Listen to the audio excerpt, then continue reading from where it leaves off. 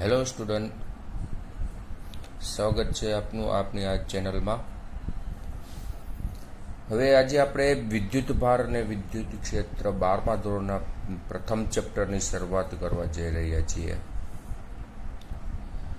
સૌપ્રથમ આપણે જે છે થિયરીના ટોપિક્સમાં જે ઉપયોગી સૂત્રો સિદ્ધાંત ચર્ચા કરી લઈએ પહેલાં, પછી આપણે એમસીક્યુની ચર્ચા કરશું.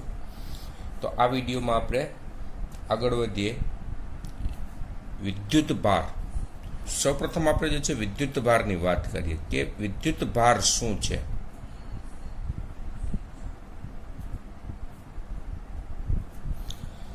વિદ્યુત ભાર તો કે પદાર્થનો ગુણધર્મ છે, પણ આ ગુણધર્મ જે છે ને બધા કણોનો ન હોય. આ ગુણધર્મ અમુક ખાસ પ્રકારના કણો છે એ જ ધરાવે છે. દાખલા તરીકે ઇલેક્ટ્રોન, પ્રોટોન, પોઝિટ્રોન, આ બધા જે છે એનો એક ગુણધર્મ છે, એટલે વિદ્યુત ભાર. દળ નામનો ગુણધર્મ પણ છે બધા ગણોને. એ સમગ્ર કોઈ પણ બાકી નથી રહેતા દળ નામનો ગુણધર્મ ધરાવવામાં. પણ આ અમુક કણો જે છે પ્રોટોન, ઇલેક્ટ્રોન, એ માત્ર વિદ્યુત ભાર નામનો ગુણધર્મ ધરાવે છે. કે તમે જાણો છો કે બે કોઈ પણ કણ હોય, ધારો કે બે કણ હોય ઇલેક્ટ્રોન, આ બંને ઇલેક્ટ્રોન છે, બરાબર, એમનું દળ તમે પણ જાણો છો. તો આ બે વચ્ચેનું કંઈક અંતર હોય તો આ અંતરને અનુરૂપ ગુરુત્વાકર્ષણ બળ શોધી શકો છો. ગુરુત્વાકર્ષણ ચેપ્ટરમાં તમે ભણ્યા છો તો એ મુજબ ગુરુત્વાકર્ષણ બળ F બરાબર તો કે G(m1)(m2) અપોન r². એવી જ રીતે આ જ બંને જે છે વિદ્યુત ભારો વચ્ચે એક બીજું વધારાનું જે છે અપાકર્ષી બળ લાગે. જે અપાકર્ષી બળને કહેવાય છે વિદ્યુત બળ. આ વિદ્યુત બળનું સૂત્ર તો કે કુલમ્બનો નિયમ કે Q1 Q2 અપોન r².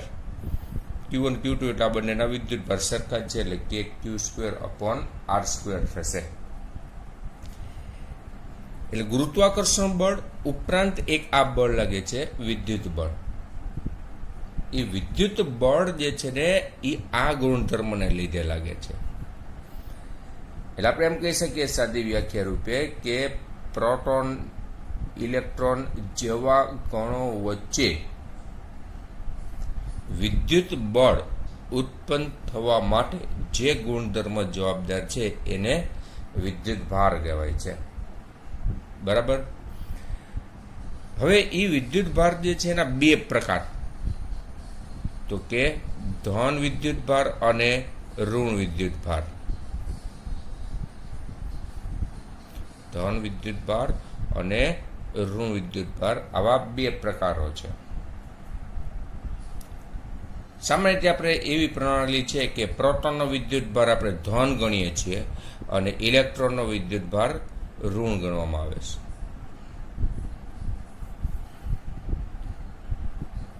વિદ્યુત ભારનો એકમ શું તો કે કુલંબ. એસઆઈ એકમ કુલંબ. કુલંબ નામના વૈજ્ઞાનિકના નામ પરથી આનો એકમ કુલંબ છે. કુલંબની વ્યાખ્યા તમે આપી શકો પ્રવાહના સૂત્ર ઉપરથી.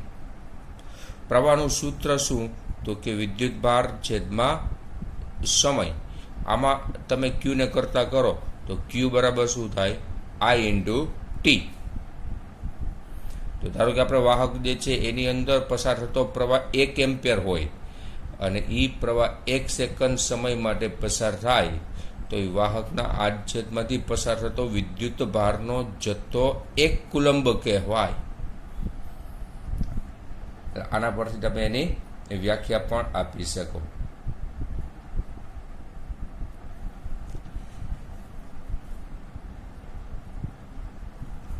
Next topic.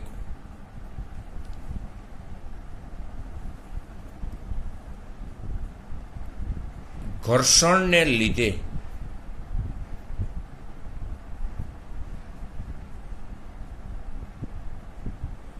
વિદ્યુતીકરણ સામાન્ય રીતે બે પદાર્થને આપણે ઘસીએ તો ત્યારે એ બંને પદાર્થો વિરુદ્ધ પ્રકારના વિદ્યુત ભારો જે છે પ્રાપ્ત કરે છે. સામાન્ય રીતે આપણે ઇલેક્ટ્રોન છે ને એ ન્યુક્લિયસમાં નથી, ન્યુક્લિયસની ફરતે વર્તુળાકાર માર્ગે ગતિ કરે છે. ઓકે, અને સામાન્ય રીતે એ પ્રોટોનની સરખામણીમાં ઓછા બળથી જકડાયેલા હોય. એટલે કોઈ પણ પરમાણુને વિદ્યુત ઉર્જા મળે તો સૌપ્રથમ છૂટા કોણ પડશે? તો કે પ્રોટોન, ઇલેક્ટ્રોન. ઇલેક્ટ્રોન બાહ્ય કક્ષાઓમાં હોય એટલે એને છૂટા પડવા માટે ઓછી ઉર્જાની જરૂર પડે. પ્રોટોનને મુક્ત કરવું હોય તો વધારે ઉર્જાની જરૂર પડે. એટલે દાખલા તરીકે તમે જે છે ને એક કાચનો સળિયો હોય, કાચના સળિયાને રેશમના કપડા સાથે ઘસો, બરાબર, આ બંને વચ્ચે ઘર્ષણ કરવામાં આવે તો ત્યારે કાચનો સળિયો ધન વિદ્યુત ભારિત બને છે અને રેશમનું કપડું ઋણ વિદ્યુત ભારિત બને છે. બરાબર છે. તો આનો અર્થ શું થયો? ઇલેક્ટ્રોનની આપલે થઈ હોય, પ્રોટોનની ન થાય, યાદ રાખજો. એટલે કાચના સળિયે ઇલેક્ટ્રોન ગુમાવે છે અને રેશમનું કપડું છે એ ઇલેક્ટ્રોન મેળવે છે. સમજી ગયા? કાચનો સળિયો શું કરે છે? ઇલેક્ટ્રોન ગુમાવે એટલે એ ધન વિદ્યુત ભારિત બને છે. અને રેશમનું કપડું જે છે એ ઇલેક્ટ્રોન મેળવે છે. એટલે આ ઇલેક્ટ્રોન મેળવી અને ઋણ વિદ્યુત ભારિત બને છે. બરાબર? એક ઇલેક્ટ્રોન ગુમાવે કાચનો સળિયો એટલે એક ઇલેક્ટ્રોનના દળ જેટલું દળ આ કાચના સળિયાનું ઘટે. આપણે ઇલેક્ટ્રોનનું દળ તમે જાણો છો કે 9.1 × 10⁻31 કિલોગ્રામ છે. બરાબર? એટલે એક ઇલેક્ટ્રોન આમાંથી આમાં જાય એટલે આનું દળ આટલું ઘટે, રેશમના કપડાનું દળ આટલું વધે. એ રીતે બે ઇલેક્ટ્રોન ગુમાવે તો આને ગુણ્યા 2 એટલું દળ આનું ઘટે, આનું વધે. એટલે યાદ રાખજો, આ એક્ઝામમાં પૂછાય છે વારંવાર ગુજકેટની એક્ઝામમાં કે કાચના સળિયાના રેશમના કપડા સાથે ઘસો ત્યારે કાચના સળિયાનું દળમાં શું ફેરફાર થાય? તો કે એનું થોડુંક દળ ઘટે છે. યાદ રાખજો આ રીતનું. આ થયું ઘર્ષણ વિદ્યુત. બરાબર? એવી રીતે એક બીજું ઉદાહરણ જે છે આપણે વિચારીએ. પ્લાસ્ટિકના સળિયાને ફર સાથે ઘસવામાં આવે. આ જે છે પ્લાસ્ટિકનો સળિયો. બરાબર? આ ફર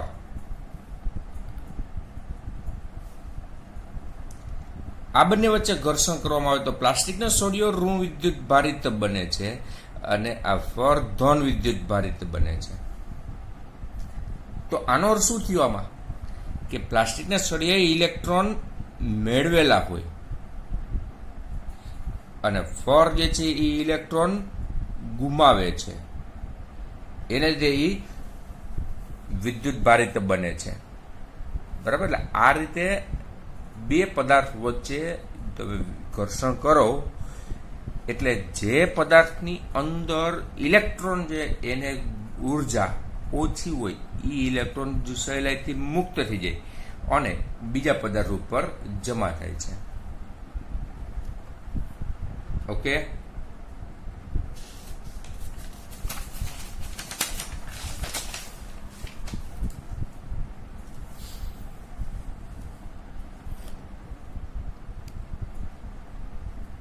વિદ્યુત ભારનું ક્વોન્ટમીકરણ.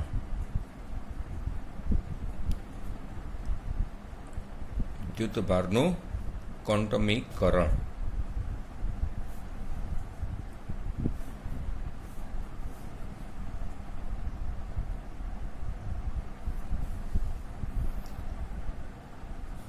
કે કુદરતમાં કોઈ પણ વિદ્યુત ભાર મળી આવે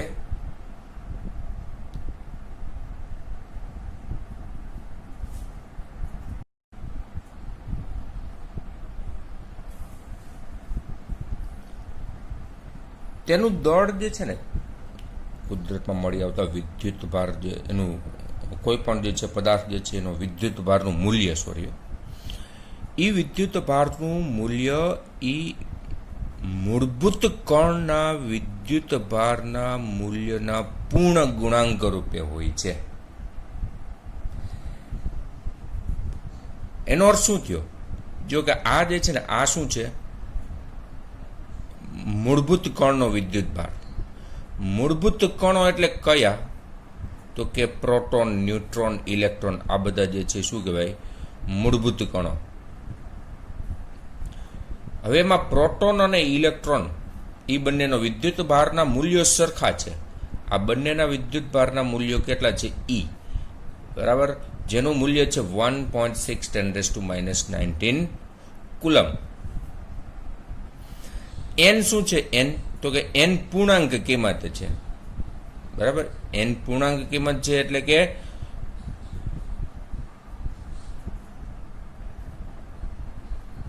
+1, -1, +2, -2 આવી બધી પૂર્ણાંક કિંમતો છે. એટલે આનો અર્થ શું થયો? કે વિદ્યુત ભારના મૂલ્યો કેવા કેવા શક્ય બનશે?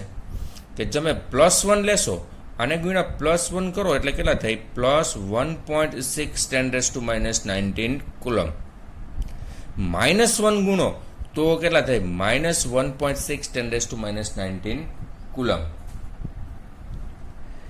એવી જ રીતે +2 વડે ગુણશો તો આની કિંમત થશે +3.2 × 10⁻⁹ કુલમ. -2 વડે ગુણશો તો -3.2 × 10⁻⁹ કુલમ. એટલે કે કોઈ પણ વિદ્યુત ભારના મૂલ્યો જે છે ને આવા હોઈ શકે. બરાબર, આ બધા જે છે ને અસતત મૂલ્યો છે. કેવા? અસતત. ગમે તે મૂલ્ય નથી. જો આમાં એવું ન હોય 1.8 × 10⁻⁹ કુલમ એવું ન મૂલ્ય હોય, આવું વિદ્યુત ભાર હોય નહીં. હવે અસતત મૂલ્ય ધરાવતી રાશિ એને કહેવાય ક્વોન્ટાઇઝ્ડ રાશિ. એટલે આ વિદ્યુત ભાર જે છે ને ક્વોન્ટાઇઝ્ડ રાશિ છે. બરાબર છે. હવે આપણે જે મૂળભૂત કણો તરીકે એમ કીધું કે પ્રોટોન અને ઇલેક્ટ્રોન, પણ સામાન્ય રીતે જે છે ને અત્યારના હાલના સમય, આધુનિક સમય મુજબ વિચારીએ ને તો કે પ્રોટોન અને ન્યુટ્રોન એ પાછા બીજા કણોના બનેલા છે. જે કણોના બનેલા છે એ કણોને કહેવાય છે ક્વાર્ક્સ. મુખ્યત્વે ક્વાર્ક્સ બે પ્રકારના છે.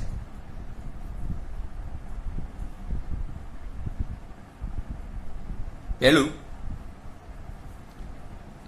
કે +2/3 E જેટલો વિદ્યુત ભાર ધરાવતા ક્વાર્ક્સ છે જેને કહેવાય છે અપ ક્વાર્ક્સ.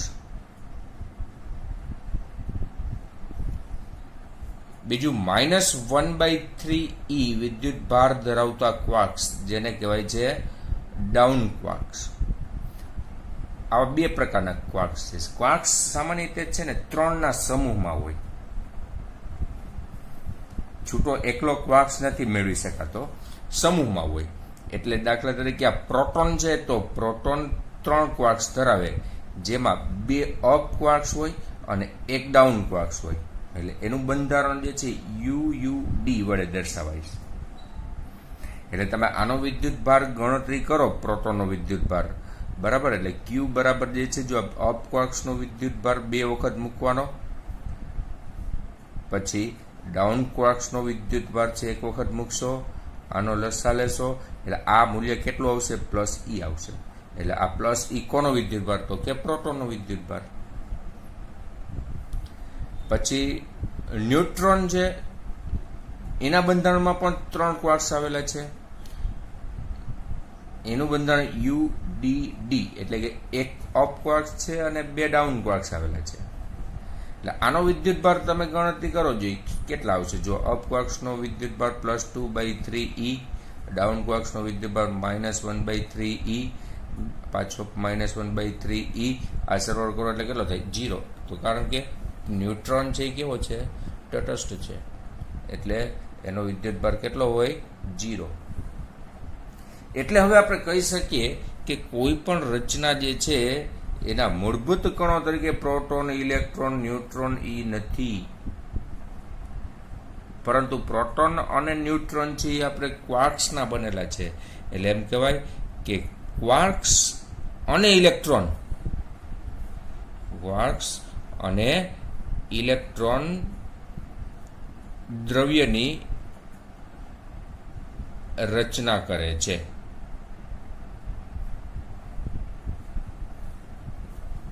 બરાબર, દ્રવ્યની રચના કોણ કરે છે? એટલે કે નાના નાના કણો કોણ છે? ક્વાર્ક્સ અને ઇલેક્ટ્રોન કરે છે. ક્લિયર છે? આ સમજી ગયા વિદ્યાર્થી મિત્રો?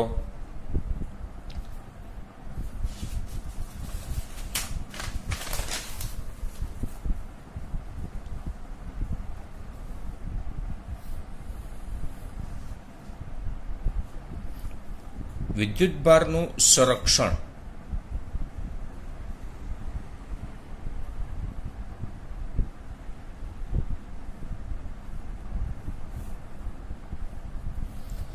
વિદ્યુતભારનું સંરક્ષણ એટલે શું? કે કોઈ પણ જે છે ને વિદ્યુતની દ્રષ્ટિએ અલગ કરેલું તંત્ર વિચારો.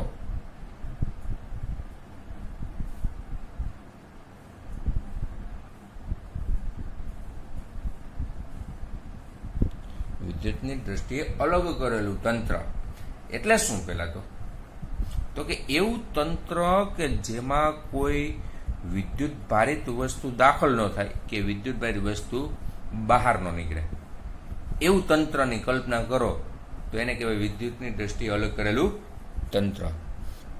હવે એવા તંત્રમાં ગમે તે પ્રક્રિયા થાય, વિદ્યુત ભારને લગતી ગમે તે પ્રક્રિયા થાય તો પણ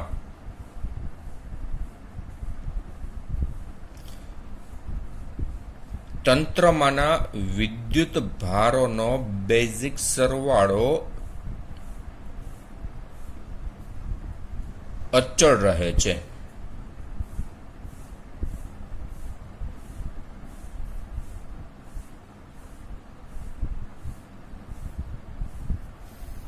વિદ્યુતની દ્રષ્ટિએ અલગ કરેલા તંત્રમાં ગમે તે પ્રક્રિયા થાય તો પણ તંત્રના વિદ્યુત ભારોનો બેઝિક સરવાળો એટલો ને એટલો અચળ રહે છે, વધે નહીં, ઘટે પણ નહીં. આપણે આ જે છે હમણાં ઉદાહરણ લીધું હતું કે રેશમનું કપડું,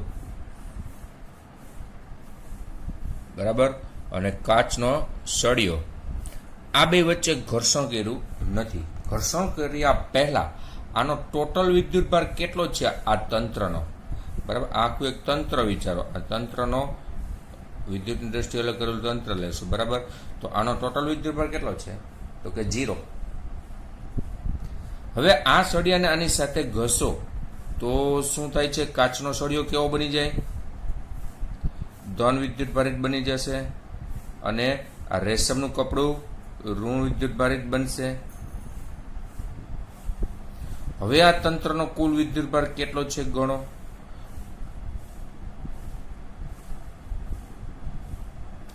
આનો વિદ્યુતભાર જો આમાં 4 પ્રોટોન વધુ છે એટલે આનો વિદ્યુતભાર +4e, આનો વિદ્યુતભાર -4e, તો કેટલો થશે?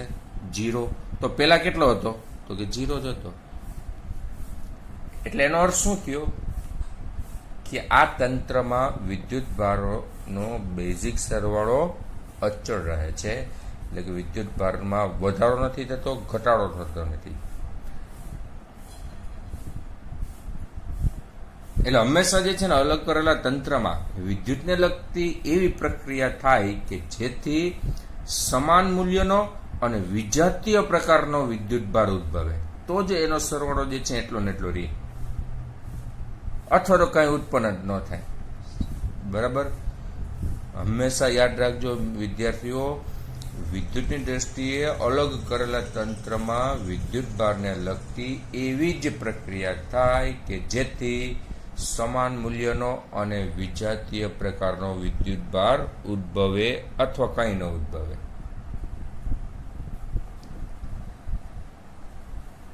હવે આપણે ધાતુના ગોળાનું ચાર્જિંગ એટલે કે વિદ્યુત ભારિત કેવી રીતે કરી શકાય,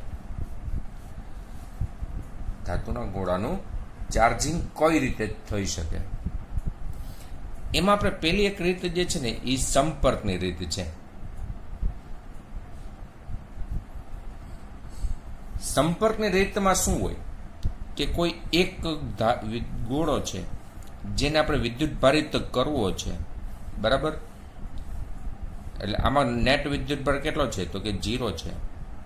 તો આને વિદ્યુત ભારિત કરવા માટે આપણી પાસે એક બીજો ગોળો હોવો જોઈએ, પણ એ બીજો ગોળો કેવો હોવો જોઈએ, વિદ્યુત ભારિત હોવો જોઈએ. આ બીજો છે એ ગોળો એ વિદ્યુત ભારિત છે, આ બી ગોળો વિદ્યુત ભાર વિહીન છે. આ બંને ગોળાને એકબીજાને સંપર્કમાં લાવો તો ત્યારે શું થશે કે વિદ્યુત ભારની આપલે થશે. આ એ અને આ બી ગોળો, એટલે કે એ ગોળો છે ને એમાં જે વિદ્યુત ભાર હોય એમાં ઘટાડો થઈ અને બરાબર અડધો થઈ જશે, અને બી ગોળો છે એ વિદ્યુત ભાર મેળવે છે અને એનો વિદ્યુત ભાર 0 હતો એમાંથી Q/2 થઈ જાય છે.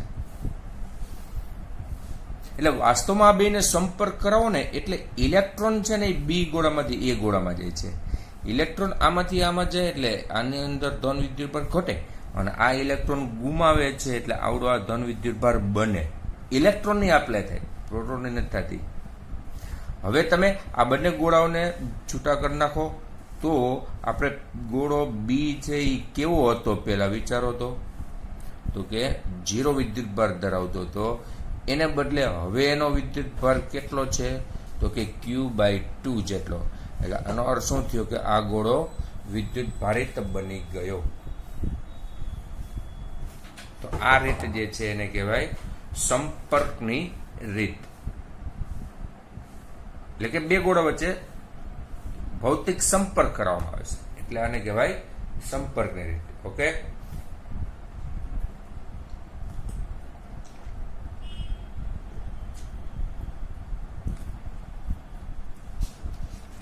એવી રીતે બીજી રીત છે વિદ્યુત ભારના પ્રેરણની રીત.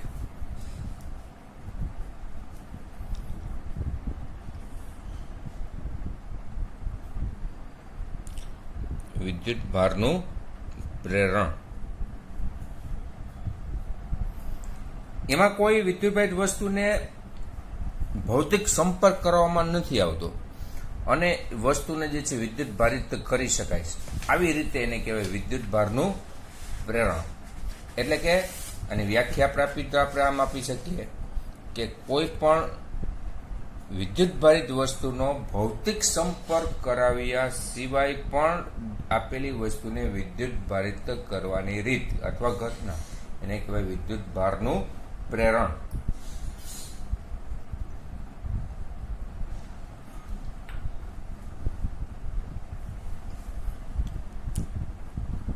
દાખલા તરીકે આ રીતના ગોળો છે વિદ્યુતભાર રહિત, એનો નેટ વિદ્યુતભાર છે 0, બરાબર.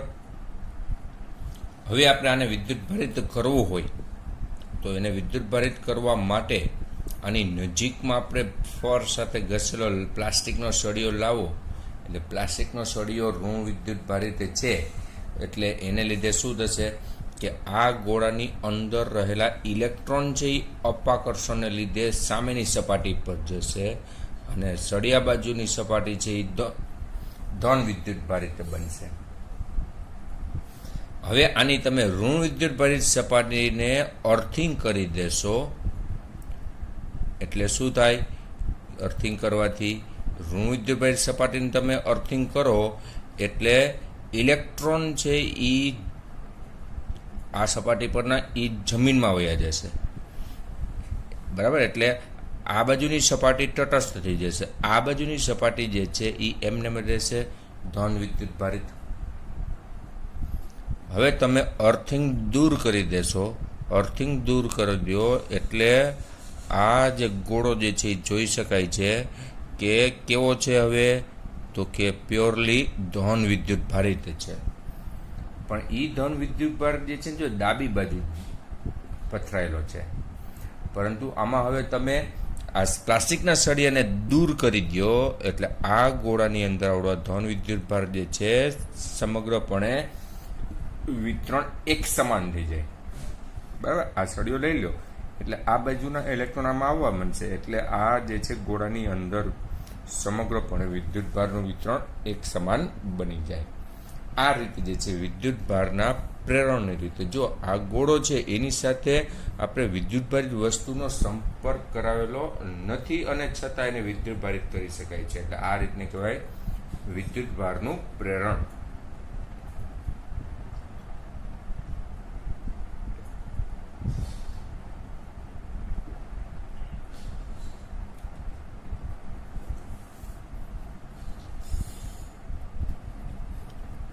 હવે આવે છે કુલંબનો નિયમ.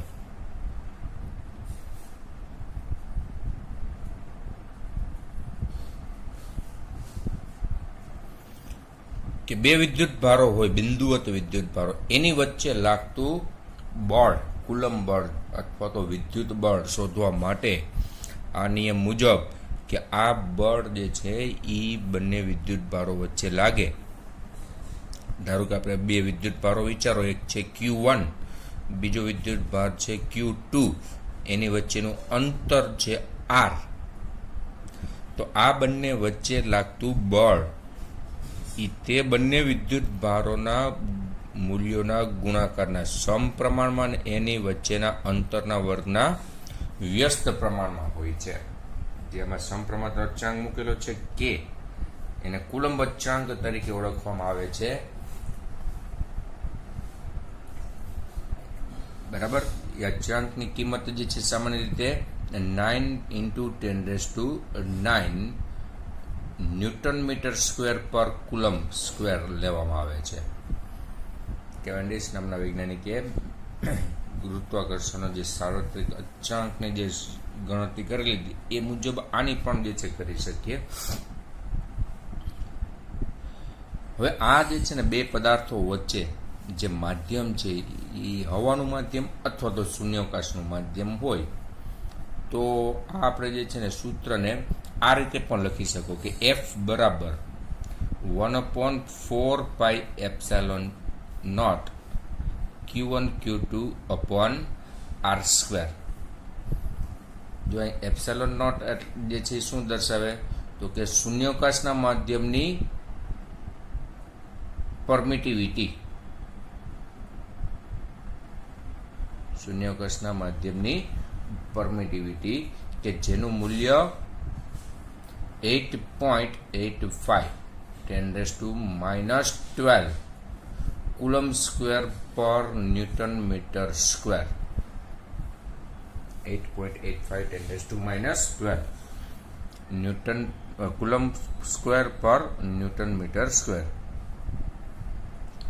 હવે આની વચ્ચે આપણે જે છે શૂન્યાવકાશનું માધ્યમ હોય તો પણ માનો કે આની વચ્ચે કોઈ બીજું માધ્યમ જે છે આવેલું છે, પાણીનું માધ્યમ છે, કેરોસીન, એવું કોઈ બીજું માધ્યમ હોય તો એ બીજા માધ્યમમાં જે છે ને આ બળનું મૂલ્ય આપણે દર્શાવીએ એને F' નામ આપી દો. બરાબર, એટલે કે આપેલા માધ્યમમાં જે છે આ બળ, તો આ સૂત્ર શું થશે 1/4πε. એપ્સિલોન જે છે શું છે, એની વચ્ચે જે માધ્યમ આવેલું છે તે માધ્યમની પરમિટિવિટી છે. યાદ રાખજો વિદ્યાર્થી મિત્રો, આ આપેલા માધ્યમની પરમિટિવિટી.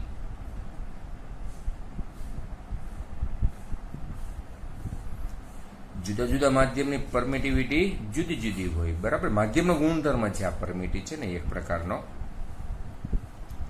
પરંતુ તમે એક વસ્તુ નોંધ કરજો કે આપેલા માધ્યમની પરમિટિવિટી અને શૂન્યાવકાશના માધ્યમની પરમિટિવિટીનો ગુણોત્તર લ્યો તો એને કહેવાય એ માધ્યમની સાપેક્ષ પરમિટિવિટી. આપેલા માધ્યમની સાપેક્ષ પરમિટિવિટી. બરાબર, અથવા ને કહેવાય છે આપેલા માધ્યમનો ડાઇલેક્ટ્રિક અચળાંક. માધ્યમનો ડાઇલેક્ટ્રિક અચળાંક.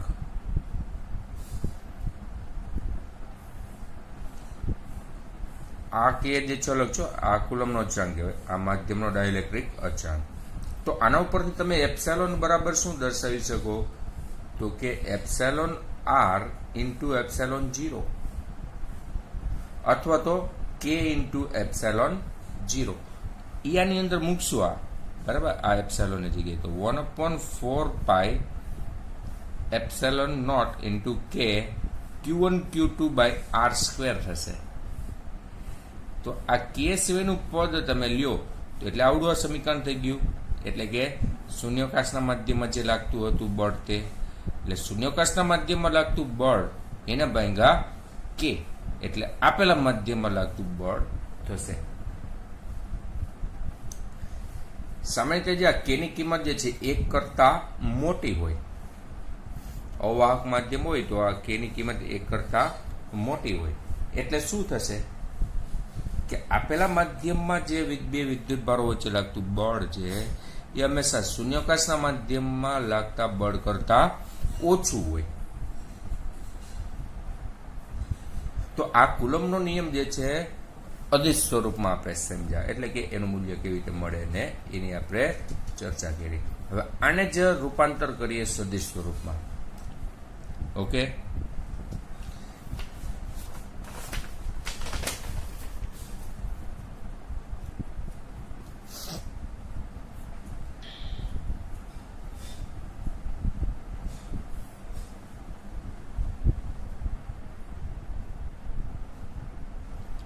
તો કુલમ્બનો નિયમ સદિશ સ્વરૂપે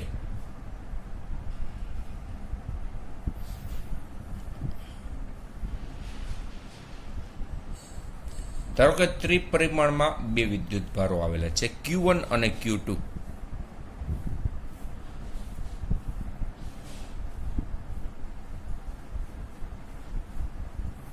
આ બંને વિદ્યુત ભારો છે.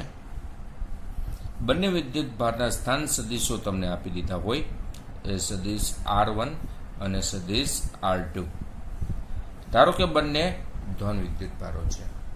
બંને ધન હોય એટલે બંને એકબીજા ઉપર અપાકર્ષણ બળ અનુભવે, એટલે આ બંને વચ્ચે જે અપાકર્ષણ બળ લાગશે એટલે આના ઉપર જે છે આ વિદ્યુત ભાર છે એ આ તરફ બળ લગાડશે. આ બળને આપણે દર્શાવો સદિશ F12 વડે, એટલે કે Q1 પર Q2 વડે લાગતું બળ. એવી રીતે Q2 પર Q1 વડે લાગતું અપાકર્ષણ બળ આ ડાયરેક્શનમાં આવશે, એ સદિશ F21.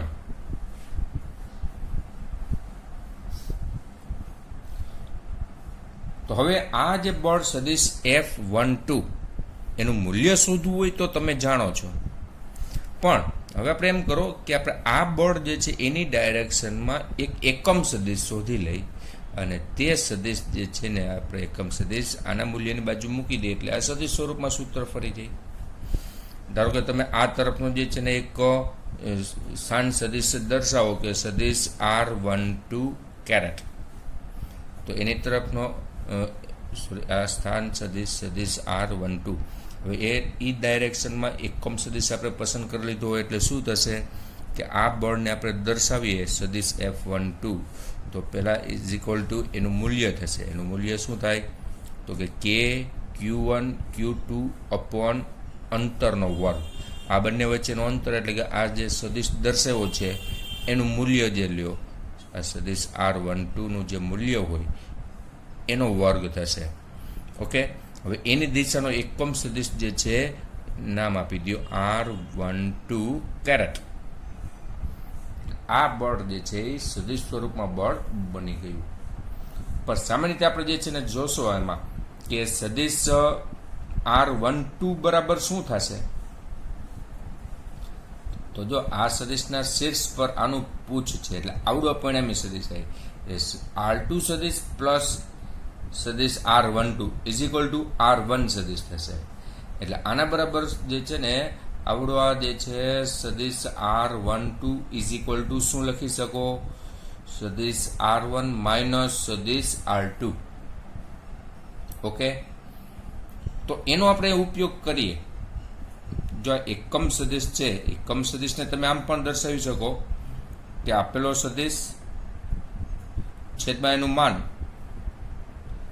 બરાબર, એકમ સદિશ છે એને આમ લખી શકાય ને, સદિશ R12 અપોન સદિશ R12 નો માનક અને છેદમાં આ તો છે જ સદિશ R12 નો સ્ક્વેર, એટલે છેદમાં ઘન થઈ જશે. એટલે કે Q1 Q2 ઇન્ટુ સદિશ R12 એટલે આવડવા સદિશ R1 માઇનસ સદિશ R2 છેદમાં મોડ સદિશ R1 માઇનસ સદિશ R2 નો ઘન. એટલે આ સૂત્ર જે છે દાખલામાં MCQમાં વધારે ઉપયોગી બને છે. બરાબર, Q1 પર Q2 વડે લાગતું બળ થયું. હવે આ બે વિદ્યુત ભારો બળ લગાડે એ બંને જે છે સમાન મૂલ્યના બળ લગાડે છે એકબીજા ઉપર અને વિરુદ્ધ દિશાના. તો આ બળ શોધવું હોય તો આ મુજબ જ શોધી શકો, પરંતુ આપણે આને જે છે ને સદિશ F21 બરાબર જે છે દર્શાવવું હોય તો આને આગળ જે છે માઇનસ લગાડી દો, તો સદિશ F12 હમણાં આપણે વાત કરીએ ને સમાન મૂલ્ય અને વિરુદ્ધ દિશાના બળ છે, તો આમાં આપણે જે છે માઇનસ સંજ્ઞા આપી દેશું એટલે ઈ માઇનસ અંદર ગુણી નાખો એટલે આ ઉલટાઈ જશે. એટલે આમ લખી શકવાને કે Q1 Q2 ઇન્ટુ સદિશ R2 માઇનસ સદિશ R1 અપોન મોડ સદિશ R1 માઇનસ સદિશ R2 નો ક્યુબ. બરાબર, આમાં તો જો મોડ છે એટલે એની કિંમત ધન જ રહેવાની છે, એ મૂલ્ય સૂચવે છે. બરાબર, બે વિદ્યુત ભારો વચ્ચેનું અંતર છે એટલે એમાં કંઈ ફેર પડશે નહીં, ઉપર જે છે નિશાની ઉલટાઈ જશે. એટલે આ બળ કોના ઉપર લાગતું થયું? Q2 પર લાગતું બળ થયું. કોના વડે? Q1 વડે. બરાબર, ખ્યાલ આવ્યો? એટલે સદિશ સ્વરૂપમાં કુલમ્બનો આ નિયમ આપણે દર્શાવ્યો.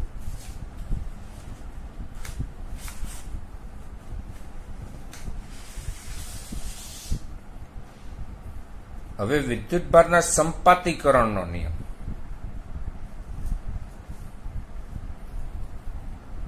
સંપાતીકરણનો નિયમ જે છે આપણે કઈ રીતે દર્શાવી શકો?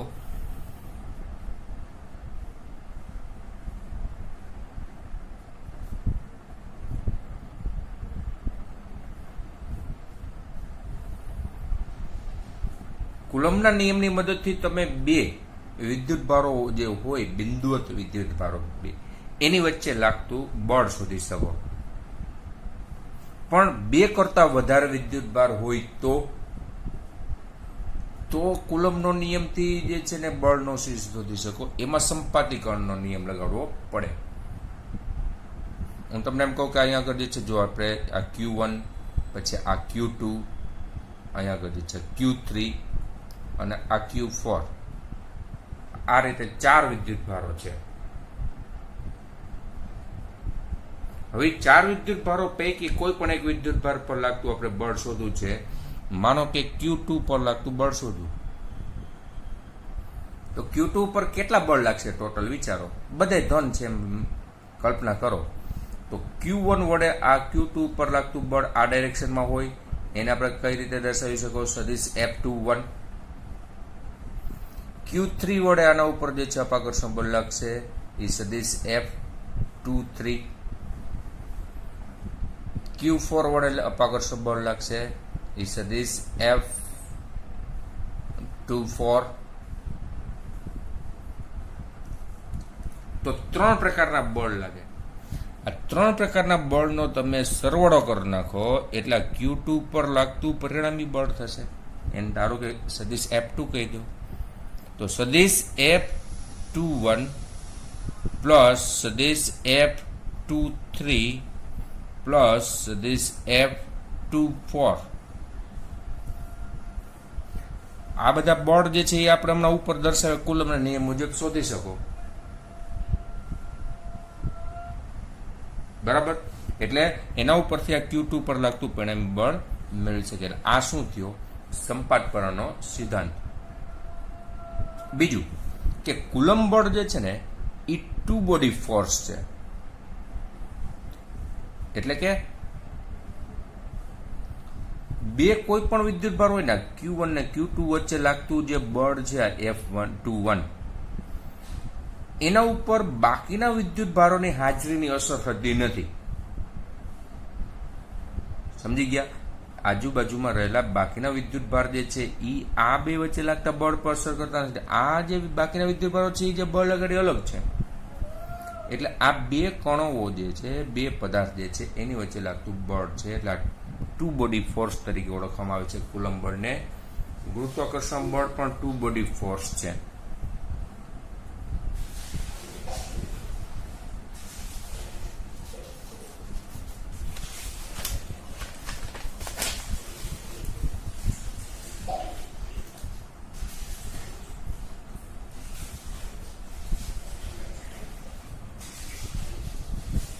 નેક્સ્ટ ટોપિક,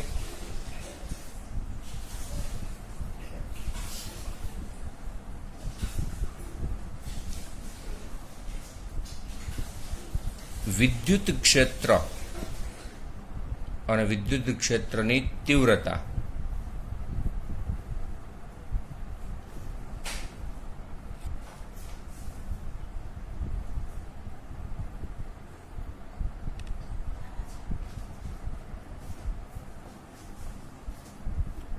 વિદ્યુત ક્ષેત્ર એટલે શું?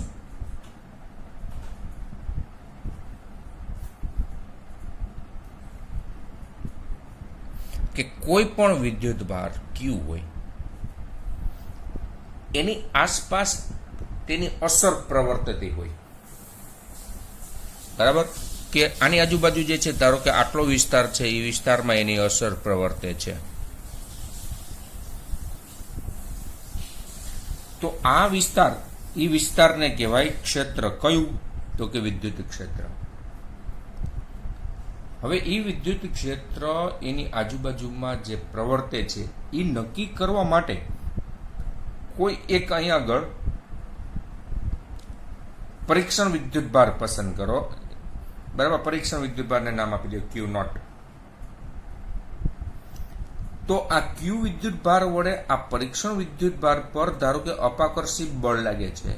તો એ અપાકર્ષી બળ આ ડાયરેક્શનમાં હોય તો આ અપાકર્ષી બળ F એને ભાગ્યા આ પરીક્ષણ વિદ્યુત ભાર ટેસ્ટ ચાર્જ, એટલે આ થશે વિદ્યુત ક્ષેત્રની તીવ્રતા.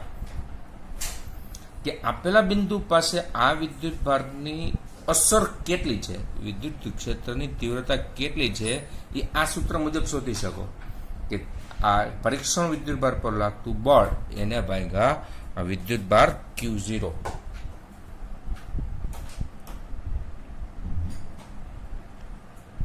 સદિશ F બરાબર, એટલે સદિશ E ઇઝ ઇક્વલ ટુ સદિશ F અપોન Q0. પણ આની અંદર આપણે ગણતરી કરીએ તો ત્યારે આ પરીક્ષણ વિદ્યુત ભાર જે છે ને અતિ સૂક્ષ્મ હોવો જોઈએ. કારણ કે એ પોતે પણ આજુબાજુ પોતાનું ક્ષેત્ર જે છે ઉત્પન્ન કરતો હોય પરીક્ષણ વિદ્યુત ભાર. એટલે આના ક્ષેત્રને અસર કરશે. એટલે આ આપણે ક્ષેત્રની તીવ્રતાની ગણતરી કરતા હોય તો વિદ્યુત ભાર, પરીક્ષણ વિદ્યુત ભાર છે કેવો આપણે પસંદ કરવાનો? અતિ સૂક્ષ્મ, ટેન્ડ્સ ટુ 0. એક વખત હવે અહીંયા તીવ્રતા નક્કી થઈ ગઈ, તમને ખબર પડી ગઈ અહીંયા વિદ્યુત ક્ષેત્રની તીવ્રતા છે સદિશ E જેટલી. બરાબર? તો એની ઉપરથી તમે બળ સહેલાઈથી શોધી શકો. કે હવે તમે કોઈ પણ વિદ્યુત ભાર હોય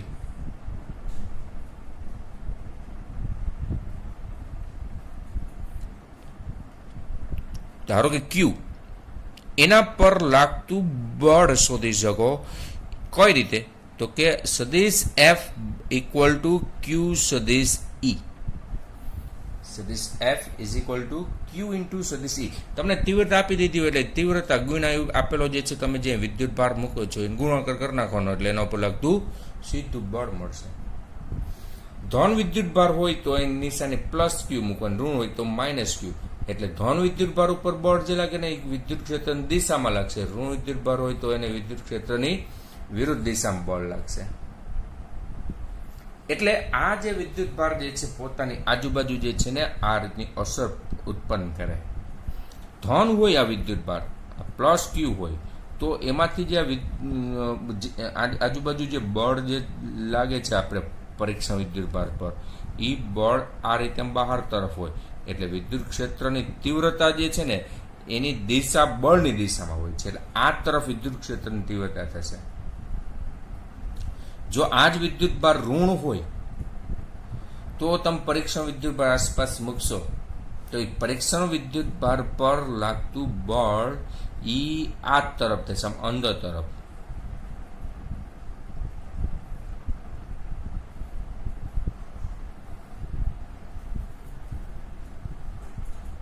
બરાબર, એટલે આ રીતે ક્ષેત્ર જે છે એ સદિશ રાશિ છે, દિશા દર્શાવે છે.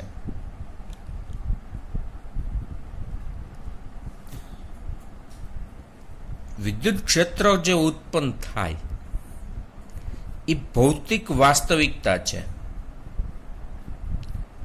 એટલે આ કલ્પના નથી, વાસ્તવિક વસ્તુ છે. કોઈ પણ વિદ્યુત ભાર એટલે આજુબાજુ જે છે એની અસર ઉત્પન્ન થતી હોય છે, પરંતુ આપણે એને નરી આંખે જોઈ નથી શકતા. એને આવી રેખાઓ આપણે દોરીને નિદર્શન કરી શકીએ છીએ, પણ વાસ્તવમાં જે છે ને આવી રેખાઓ કોઈ હોય નહીં. એટલે કે જે ક્ષેત્ર ઉત્પન્ન થાય એને આપણે જોઈ શકતા નથી. બરાબર. અને વિદ્યુત ક્ષેત્રની દિશા કઈ તરફ લેવાની કે આ જે પરીક્ષણ વિદ્યુત ભાર પર લાગતા બળની દિશામાં. આ ખાસ નોંધ કરજો.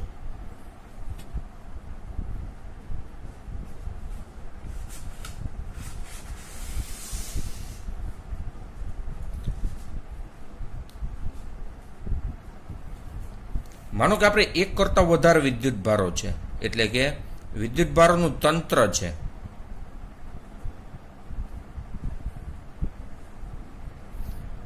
વિદ્યુત ભારોનું અસતત વિતરણ વિચારો, એટલે કે આપેલા તંત્રમાં જે છે ઘણા બધા વિદ્યુત ભારો જે છે આવેલા હોય. એક જે છે Q1 વિદ્યુત ભાર, બીજો Q2, Q3, Q4, આવી રીતના ઘણા બધા વિદ્યુત ભારો છે. આ બધા વિદ્યુત ભારોના તમને સ્થાન સદિશો પણ આપી દીધેલા હોય. તો હવે આપણે કોઈ પણ બિંદુ જે છે ધારો કે પસંદ કરીએ P, તો P બિંદુ પાસે વિદ્યુત ક્ષેત્ર શોધવું હોય તો કે આનું વિદ્યુત ક્ષેત્ર જે છે આ તરફ હોય, ધારો કે સદિશ E1. આ બીજો વિદ્યુત ભાર છે એનું ક્ષેત્ર ધારો કે આ તરફ છે, સદિશ E2. ત્રીજા વિદ્યુત ભારનું ક્ષેત્ર છે આ તરફ, સદિશ E3. આનું ક્ષેત્ર છે ધારો કે આ તરફ, બરાબર. ઋણ હોય તો અંદર તરફે હોઈ શકે, સદિશ E4. તો આપેલા બિંદુ P પાસે વિદ્યુત ક્ષેત્રની તીવ્રતા કઈ રીતે મેળવવાની તો કે આ બધા વિદ્યુત ભારો વડે જે વિદ્યુત ક્ષેત્રની તીવ્રતા જે મળે છે એનો શું કરવાનો? સદિશ સરવાળો. એટલે પરિણામી વિદ્યુત ક્ષેત્રની તીવ્રતા મળી જાય. વિદ્યુત ક્ષેત્રની તીવ્રતાનો એકમ તો કે જો બળના છેદમાં વિદ્યુત ભાર છે એટલે શું થશે? ન્યૂટન પર કુલમ. એકમ શું થયાનો? ન્યૂટન પર કુલમ. અને આના ઉપરથી પારિમાણિક સૂત્ર પણ બનાવી શકો. ન્યૂટન એટલે કે બળનું પારિમાણિક સૂત્ર M1L1T-2. કુલમ એટલે એમ્પિયર ઇન્ટુ સેકન્ડ એટલે A1T1. એટલે આ શું થશે? M1L1T-3A-1. બરાબર વિદ્યાર્થીઓ? તો આ વિડીયો લેક્ચરમાં આપણે આટલા ટોપિક જે છે ધ્યાનમાં રાખીએ છીએ. નેક્સ્ટ વિડીયોમાં આગળ આપણે ચર્ચા કરશું. બરાબર છે? પરંતુ પરીક્ષાની દ્રષ્ટિએ તમારી નજીકમાં જે છે પરીક્ષા આવે છે એટલે એમાં રિવિઝન પેટે આ બધા વિડીયોને જે છે અચૂક જે છે જોતા રહ્યો. જે નાના મોટા ટોપિક્સ જે ઉપયોગી બનશે ગુજકેટની એક્ઝામ હોય, નીટની એક્ઝામ હોય એમાં. તો આપણી આ ચેનલને બધા વિદ્યાર્થીઓ શેર કરો, લાઈક કરજો અને સબસ્ક્રાઈબ પણ કરો. Okay, thank you.